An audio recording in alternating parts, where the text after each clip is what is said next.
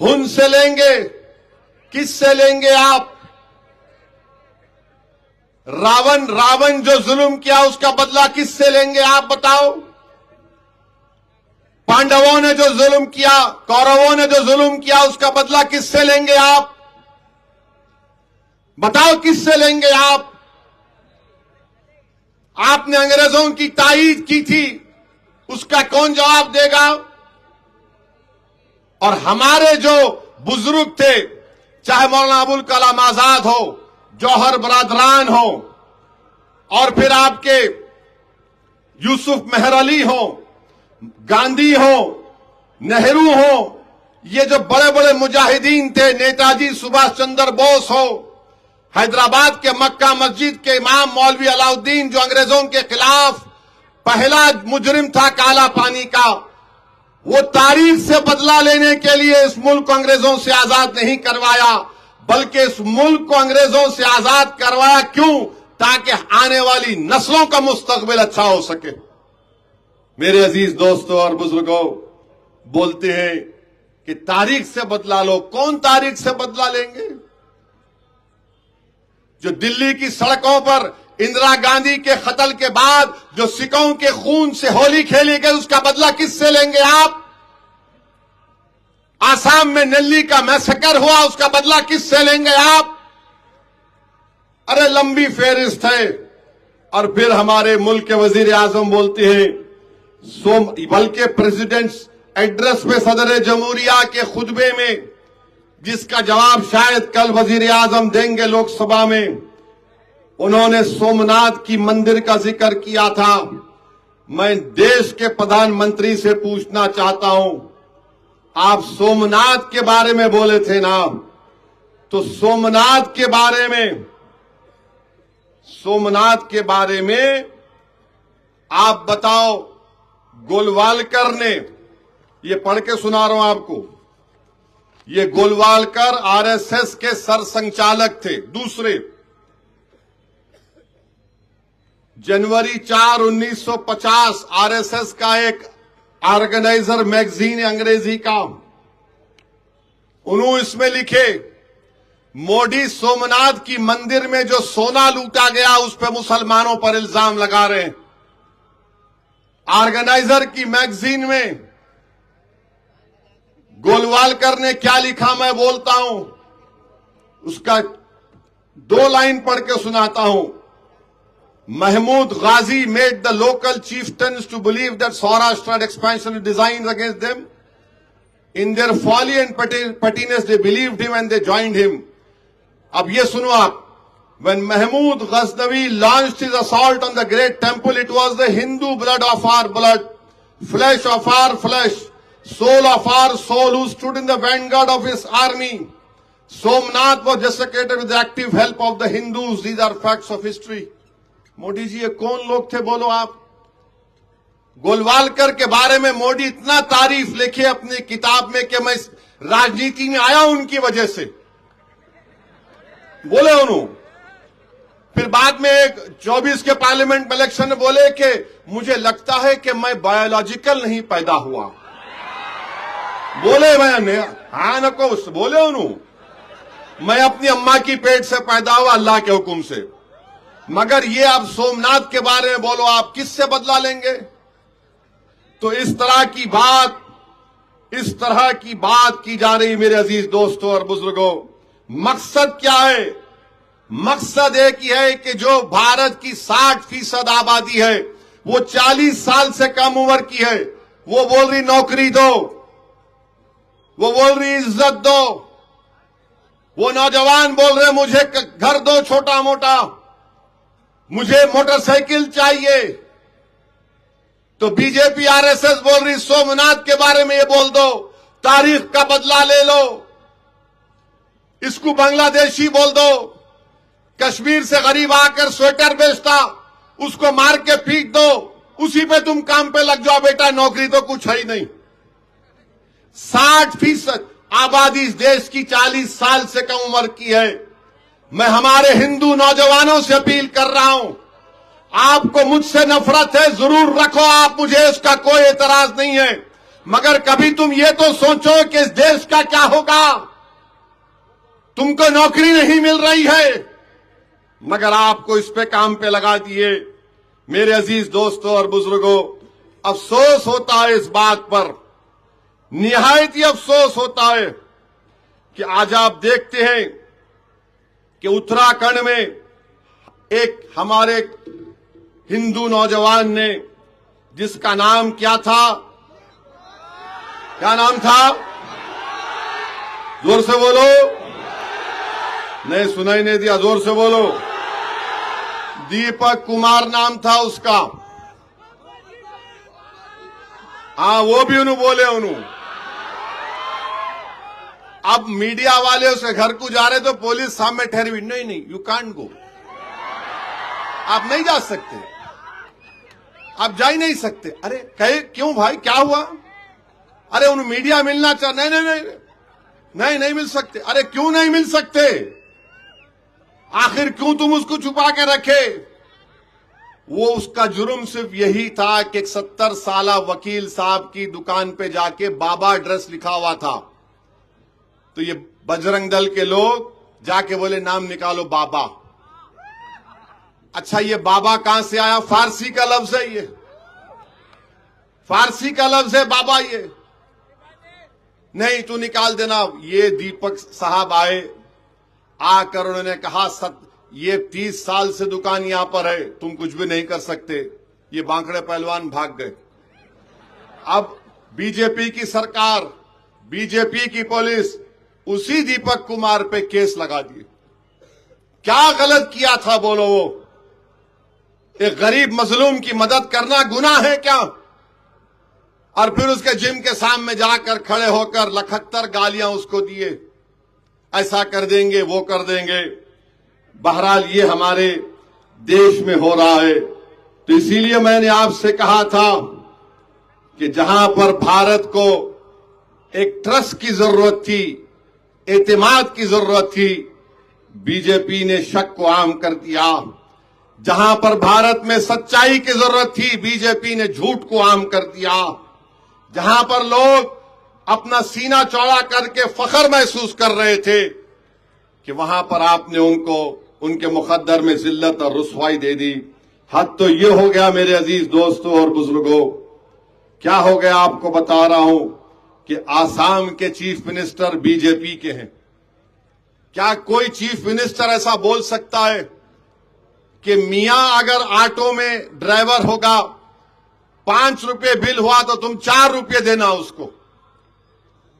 आसाम में मियां मुसलमान उन लोगों को बोलते हैं जो 150 साल पहले, 200 साल पहले अंग्रेज उनको लाए थे वहां पर जिरात करने के लिए, काम करने के लिए।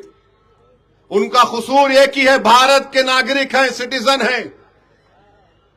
वो बंगाली जबान में बोलते। तो आसाम के मुख्यमंत्री बोलते हैं अगर तुम मियां के ऑटो में गए, 5 रुपए बिल हुआ तो 4 रुपए दो। अब मैं बीजेपी और भारत के प्रधानमंत्री वजीर आजम से पूछना चाहता हूं, आप विकसित भारत बोलते हैं, आप बोलते हैं कि हम तीसरी बड़ी इकोनॉमी बन जाएंगे, आप बोलते हैं कि हम सुपर पावर बनेंगे, हम चांद पर अपना आशियाना बनाएंगे, हम फुला कर देंगे। अरे चांद पर अगर आशियाना बनाना है तो 1 रुपये के लिए कहीं को बोल रहा रे? चांद पे घर बनाने का है, 1 रुपया नहीं देना कहते उसको। चाइना से मुकाबला करना है, 5 रुपये हुआ तो 4 रुपये दो। तुम कितने छोटे हैं आसाम के मुख्यमंत्री। तुम तो भारत के बाबा साहेब अंबेडकर के बनाए हुए संविधान पर तुमने ओथ लिया, मैं भी लिया अल्लाह के नाम पर। तुम्हारी नजर में सब बराबर होना, मगर आसाम का मुख्यमंत्री बीजेपी का कहता है ये मियां है, इनको अगर वोट डालना है तो बांग्लादेश में जाके वोट डालो। क्या बात है बताओ आप? उनका जुर्म क्या है मगर इनको जलील और रुसवा करना। और फिर आप बार बार बोलते हैं इस प्रेसिडेंट एड्रेस में, हमारे मुल्क की प्रेसिडेंट पार्लियामेंट में खड़े होकर कहा था, क्या कहा था कि हम भारत में सबको साथ लेकर चलना चाहते हैं। कहां चल रहे आप तो मियां के नाम से नफरत करते हैं। आसाम में इतनी बड़ी आबादी है बंगाली बोलने वाले मुसलमानों की, और उनके बारे में ऐसा बोला जा रहा है। ये क्यों बोल रहे हैं हेमंत बिस्वा शर्मा, आसाम के वजीर आला? क्योंकि वो मुसलमानों के खिलाफ नफरत पैदा कर रहे हैं, रेडिकलाइज कर रहे हैं अक्सरती तबके के लोगों को। ये देखो, ये वो लोग हैं बांग्लादेश से आए हैं। तो मेरी आप तमाम से गुजारिश है कि इस बात पर गौर करिए। अब मीडिया के लोग पूछेंगे आप उनके बारे में बोले थे, हां बोला, मगर ये भी बोल रहा हूं, भारत के संविधान में आर्टिकल 256 से आइन में, जिसमें मरकजी हुकूमत की जिम्मेदारी है कि अगर कोई प्रदेश, रियासत आइन के कानून पर अमल नहीं कर रहा है तो आर्टिकल 256 क्या कहता है मोदी जी आपको मालूम? जो कानून भारत की पार्लियामेंट ने बनाया उस कानून पर अमलावरी होनी चाहिए, आर्टिकल 256 बोलता है। और अगर कोई रियासत कानून आइन के मुताबिक काम नहीं कर रही है तो आर्टिकल 355 में मरकजी हुकूमत को इख्तियार दिया गया है कि रियासती हुकूमत संविधान और आइन के मुताबिक काम करे। अब बताइए, बीजेपी की सरकार जो भारत में है, प्रधानमंत्री मोदी हैं, क्या आर्टिकल 256 और 355 का हवाला देंगे? और फिर आसाम का वजीर आला अपने एग्जीक्यूटिव पावर्स का गलत इस्तेमाल कर रहा है। क्या भारत का आइन आसाम पर लागू नहीं होता? क्या बताओ? एक इंसान की डिग्निटी, इज्जत एक फंडामेंटल राइट है, मालूम आपको? किसी की भी इज्जत का खिलवाड़ नहीं किया जा सकता। डिग्निटी एक फंडामेंटल राइट है भारत के संविधान में, चाहे वो किसी मजहब का हो, चाहे किसी जात बरादरी का हो। राइट टू डिग्निटी एक फंडामेंटल राइट है, और आसाम के लोगों को इस तरह से किया जा रहा है। मेरे अजीज दोस्तों और बुजुर्गों, ओडिशा में क्या हुआ? एक ईसाई पादरी है, बिपिन बिहारी नायक नाम है उनका। बीजेपी की हुकूमत बनने के बाद बिपिन बिहारी नायक के मुंह में गोबर डाल दिया गया, लकड़ी से मारा गया, उनके सर पर लाल सिंदूर लगाया गया, गले में चप्पलों का हार डालकर पूरे गांव में उसको परेड करवाया गया। ये डिग्निटी है? अगर उन्हें ईसाई है तो आप मारेंगे उसको, उसके मुंह में गोबर डालेंगे? यह कानून है। और बोलते हो ऐसी भड़काऊ भाषण देता है। ओडिशा बालासोर में शेख मकानदार मोहम्मद गाड़ी से उतारकर बोले जेएसआर का नारा लगाओ, फिर मारा गया, पीटा गया और शेख मकानदार मोहम्मद की मौत हो गई। त्रिपुरा में बीजेपी की सरकार, दुकानों को, घरों को जला दिया गया।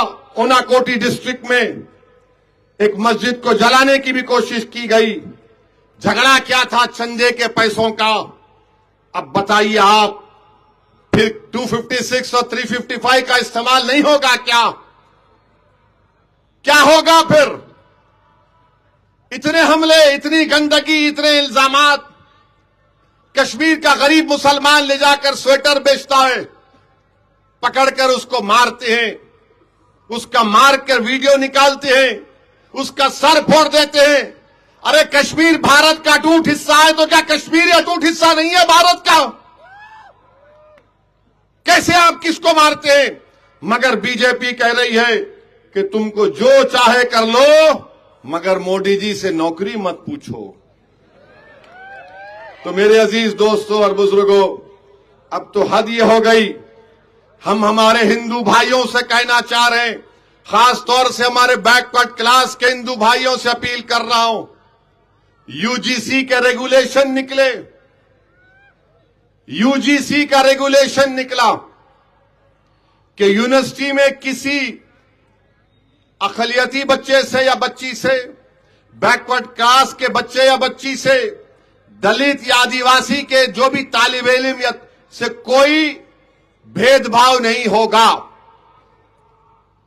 उसके खिलाफ पूरा तूफान खड़ा कर दिए।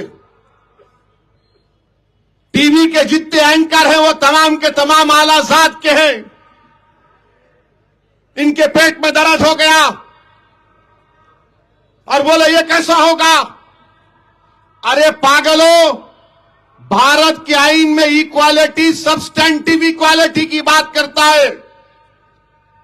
दो ताकतवर लोगों में इक्वालिटी की बात नहीं होती। जो कमजोर है उसको इक्वालिटी मिलना चाहिए। अगर मैं यहां ऊंचा खड़ा हूं, आप नीचे खड़े, तो आपको यहां तक आना है, मैं ऊपर नहीं जाना। आप यहां तक आना, उसको इक्वालिटी बोलते और आप उसको खिलाफ हो गए। सब्सटेंटिव इक्वालिटी की बात भारत का संविधान सुप्रीम कोर्ट का जजमेंट कर कहता है, रोज जजमेंट है शायद। सुप्रीम कोर्ट में गए, नरेंद्र मोदी की सरकार अपने रेगुलेशन को सुप्रीम कोर्ट में बचा नहीं सकी। सुप्रीम कोर्ट ने स्टे दे दिया। हम हमारे दलित भाइयों को भी वार्न कर रहे हैं, अगर यही रवैया रहेगा तो फिर SC/ST एट्रॉसिटीज एक्ट पर भी कभी ना कभी ये संघ परिवार के लोग इस पर भी रोक लगा देंगे।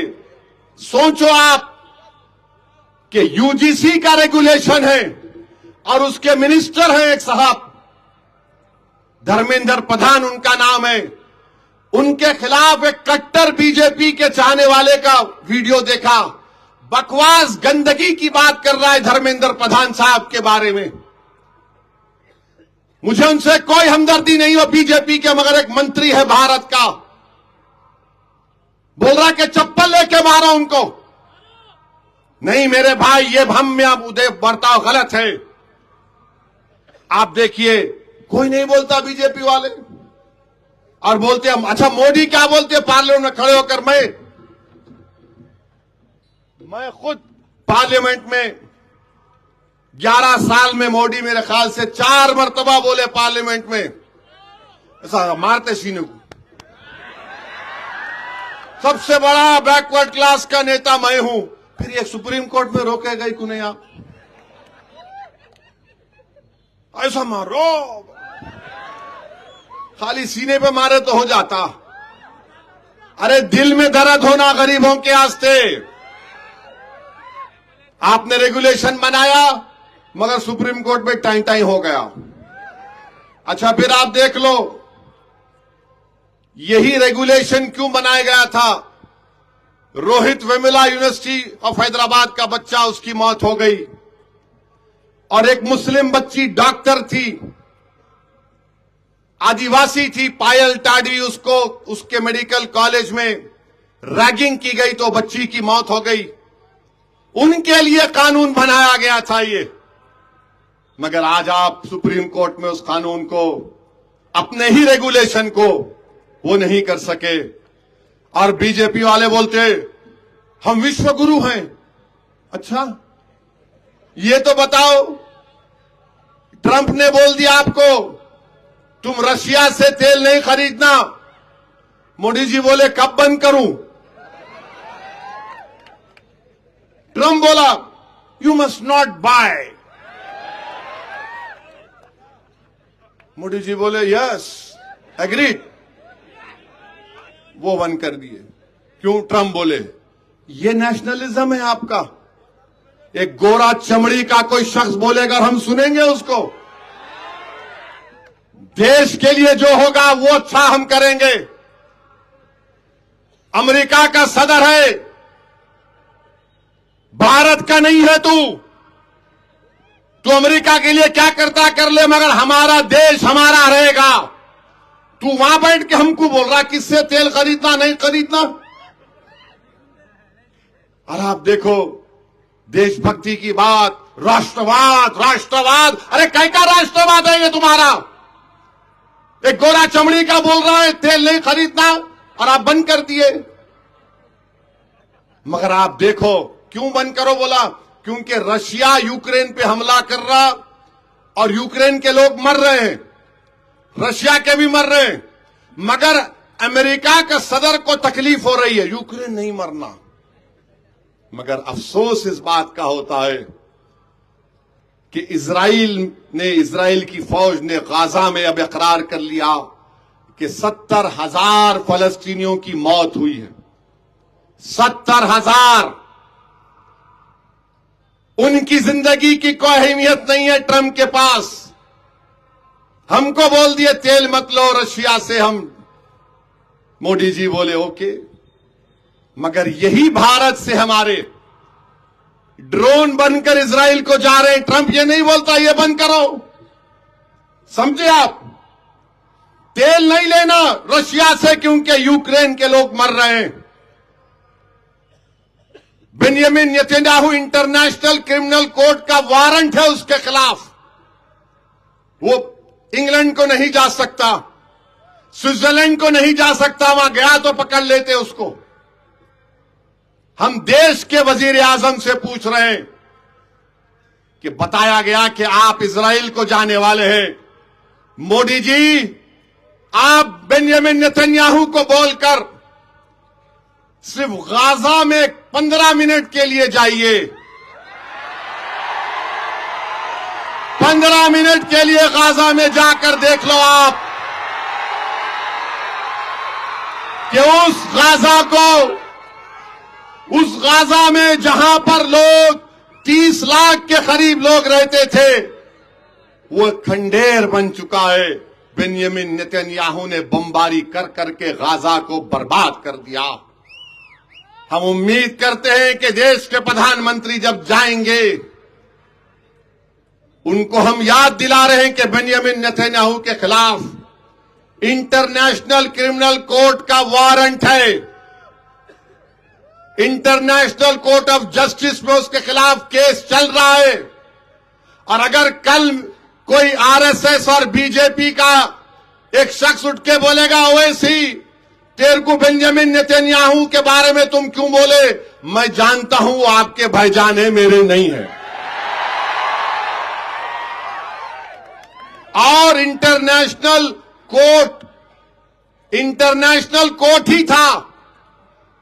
सुनो आरएसएस बीजेपी वालों, इसी इंटरनेशनल कोर्ट को हम गए थे। क्यों गया था भारत? क्योंकि हमारा एक बहादुर भारत का नागरिक जिसका नाम कुलभूषण जाधव है, पाकिस्तान की जेल में सड़ रहा है। बीजेपी वालों, तुम भूल गए, मगर ओवैसी नहीं भूला है कुलभूषण को। कुलभूषण हमको याद है। और उसी कुलभूषण को पाकिस्तान की वो जोकर अदालत ने फांसी की सजा दी थी। तो भारत गया था इंटरनेशनल क्रिमिनल कोर्ट को, जाकर उसके सजा का स्टे दिलाया था। वही कोर्ट बेंजामिन नेतन्याहू के खिलाफ वारंट जारी किया। जेनोसाइड, नस्लकशी हुआ। मेरे अजीज दोस्तों और बुजुर्गों, बताइए आप, ये राष्ट्रवाद है? हम तेल नहीं लेना, अरे लात मारना था, जिससे चाहे हम तेल लेंगे। तुम कौन होते हमारे को नहीं? तुम जाके वेनेजुला का लो। हमको बोल रहे वेनेजुला का तेल बड़ा गाढ़ा होता है। नहीं है, वो हर तेल होता है। रशिया का तेल उसमें ज्यादा आसानी से बनता है। अब वेनेजुला का तेल हम लिए तो उसको केरला में जो हिंदुस्तान पेट्रोलियम की जो फैक्ट्री, वहां पर जाकर उसको सही करना पड़ता। आखिर क्या है ये फॉरेन पॉलिसी आपकी? क्या फॉरेन पॉलिसी आपकी, बताओ? और फिर ये गाजा में पीस बोर्ड, अरे कहीं का पीस बोर्ड? वो पीस बोर्ड में हम कैसे जा सकते हैं जिसमें एक फलस्तीनी नहीं है? एक फलस्तीनी नहीं है। और फिर बीजेपी वाले राष्ट्रवाद की बात करते हैं। मैं शुरू से बोल रहा हूं कि चाइना हमारी देश की जमीन पे घुस के बैठा हुआ है। मेरा भारत के प्रधानमंत्री से एक सवाल है, क्योंकि लोकसभा में तकरीर का मौका नहीं मिला, मैं दिल की भड़ास आदिलाबाद में आके निकाल रहा हूं।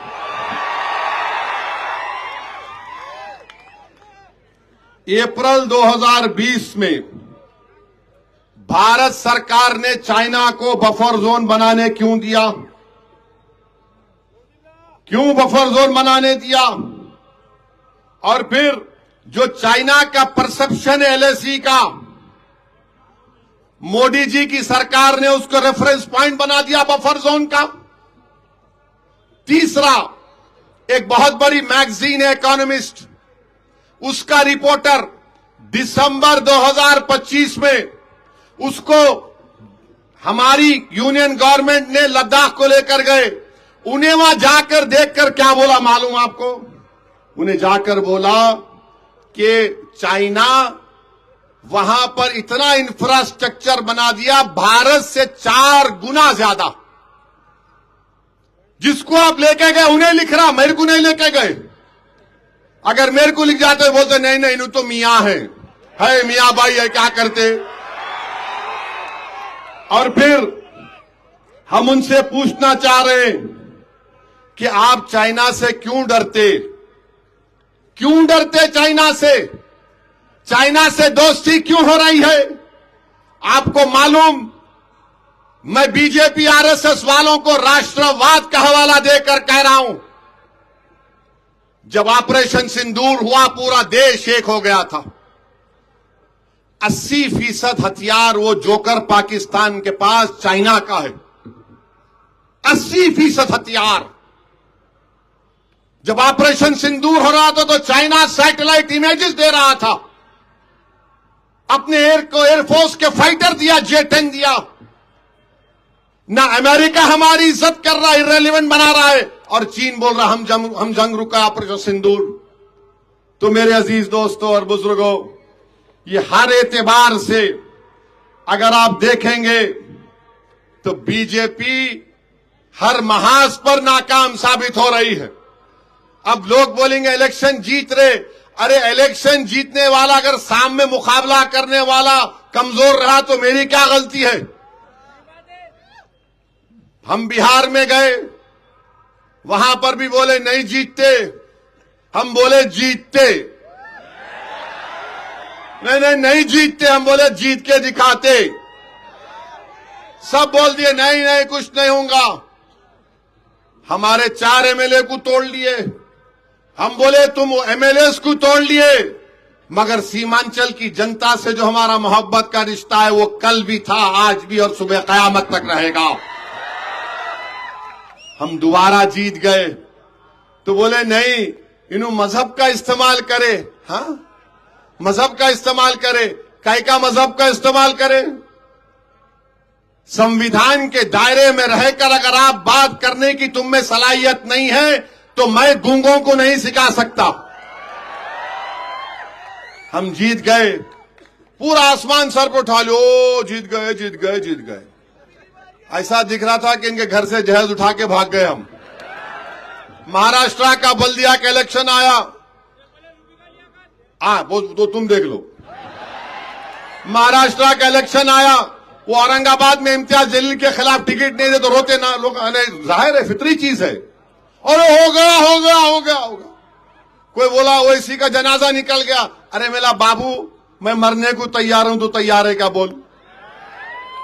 इलेक्शन हुआ औरंगाबाद में 33 कॉर्पोरेटर मजलिस के जीते।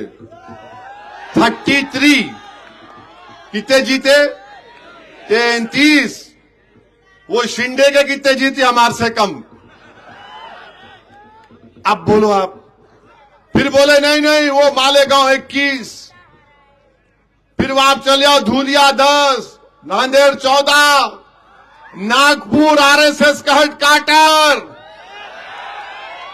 आरएसएस का हेडक्वार्टर है, वहां पर हमारे 6 कारपोरेटर जीतकर हरा झंडा दिखाए। अब इनको समझ में नहीं आ रहा। नहीं नहीं नहीं इन्हों भड़काऊ भाषण देते।